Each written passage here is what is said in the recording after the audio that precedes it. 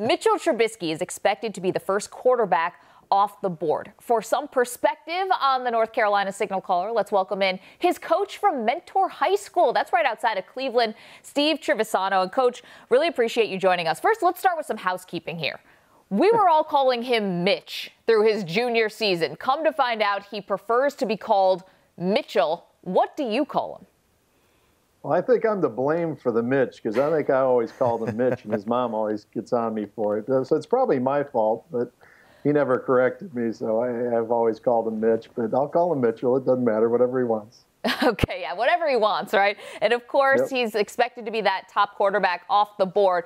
How important do you think it would be for him to go #1 overall, or just be that first quarterback off the board in 2017?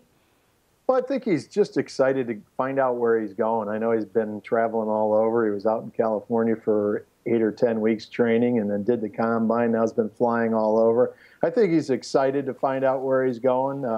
Sure, he'd like to be the #1 pick, but, you know, I know Mitchell, that probably isn't the thing that is all important to him. He's just ready to find where he's going and begin the next phase of his football career, and I'm sure he's real excited about it.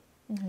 Coach, got to ask you, it seems like Mitchell's career, high school, college, has been a bit understated. He was a 3-star recruit out of high school, didn't go to a top-tier football program when it comes to Division I. He went to North Carolina, of course, had to sit a little while at UNC. Now he's getting this late push to be the #1 overall pick. What is it about his game that, you know, sometimes scouts and recruiters kind of overlook a little bit? I don't think anybody around here thinks he should have been that way all along. He was a great football player in high school. He was Mr. Football in the state of Ohio and beat some of the best teams in the state of Ohio, you know, by putting his team and his town on his back. He's a special young man. Not only is he a great player, he's there's the video there. He's an outstanding quarterback in all phases. He's got a great arm. He is of unbelievable accuracy and always has since the time he was a young guy with us. You know, and mostly importantly, like you're seeing now, he's really, really good on his feet. He runs well. He's a complete player. He's had to go through some things to get his playing time, but I think that's only made him a better player along the way. There are questions along that same vein about his experience. Did he take enough snaps at the college level? Does he have enough film to properly judge him? Coach, what is it about Trubisky that makes you think he can handle this big jump despite only starting 13 games at North Carolina?